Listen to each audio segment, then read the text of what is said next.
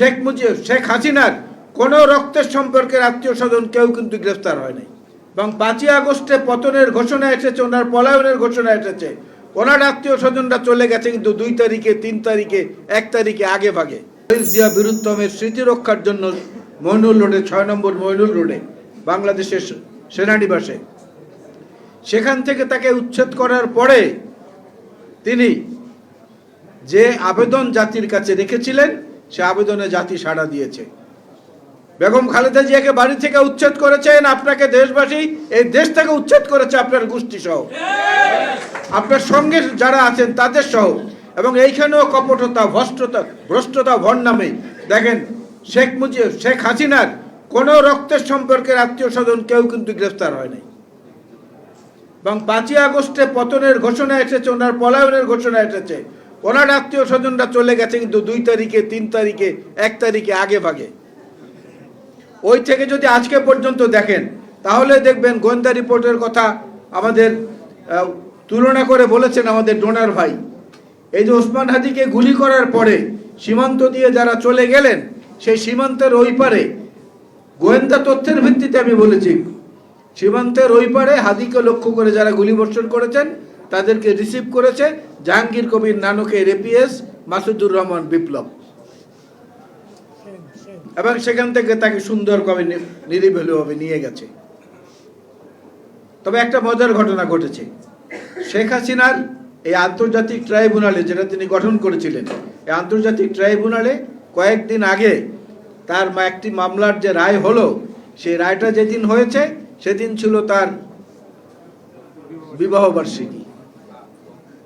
তার এবং ডক্টর ওয়াজেদের বিবাহ বার্ষিকী ছিল ওই দিনটাতে, সেই দিনটিতেই তার ফাঁসির আদেশ হয়েছে। এবং সব সময় যে প্রতারণা, আবার কথাটা বলতে হয়, সব সময় যে জাতিকে ধোঁকা দেওয়ার যে অ্যাটিচিউড বা টেন্ডেন্সি বা কর্মকাণ্ড, এর থেকে কখনো তারা পিছু সরেন নাই। বাংলাদেশের মানুষকে উত্তেজিত করেছেন শেখ মুজিব, বক্তব্য দিয়ে দিয়ে দিয়ে দিয়ে উদ্বেলিত করেছেন, উত্তেজিত করেছেন। যার যা কিছু আছে তাই নিয়ে প্রস্তুত থাকো, ঘরে ঘরে দুর্গ গড়ে তোলো, এইটা বলে উনি চুরুটে পাইপ টানতে টানতে পাকিস্তানি আর্মির সঙ্গে চলে গেলেন আর নিজের পরিবারকে রেখে গেলেন পাকিস্তানি সেনাবাহিনীর তত্ত্বাবধানে। সজীব ওয়াজেদ জয় জন্ম নিয়েছে সিএমএইচে, কেন, কি কারণে? সিএমএইচ তো তখন পাকিস্তানি সেনাবাহিনী দ্বারা নিয়ন্ত্রিত।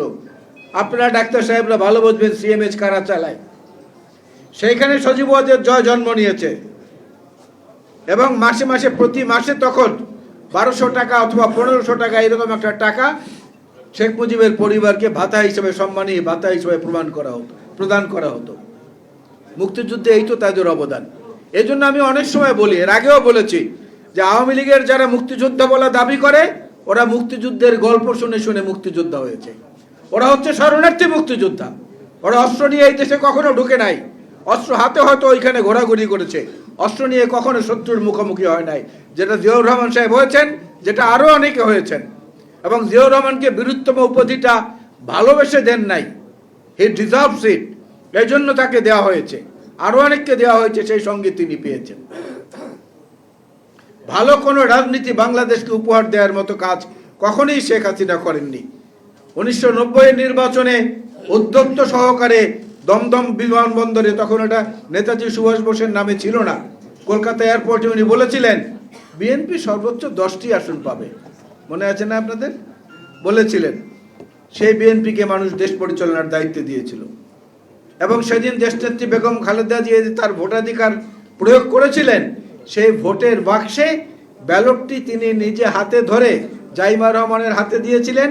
জাইমা রহমান ব্যালটটি বাক্সের মধ্যে ঢুকিয়েছেন, এখনো বিভিন্ন ডকুমেন্টারিতে দেখবেন। সেই জাইমা রহমানও কিন্তু রাজনীতিতে চলে এসেছে। অর্থাৎ বাংলাদেশি জাতীয়তাবাদ এবং শহীদ জিয়া বীরুত্তমের প্রবর্তিত রাজনীতির 4 প্রজন্ম কিন্তু ইতিমধ্যে জাতির সামনে এসে উপস্থিত হয়েছে। কারণ হচ্ছে 5ই আগস্টের আগে, ফ্যাসিবাদের পতনের আগে আগে জাইমা রহমানকে সাথে নিয়েই কিন্তু আমাদের ভারপ্রাপ্ত চেয়ারম্যান এই বিপ্লবী জুলাই যোদ্ধাদের সঙ্গে বৈঠক করেছেন, আপনারা সবাই জানেন। সেখানে জাইমা রহমান তার পাশে বসা ছিলেন।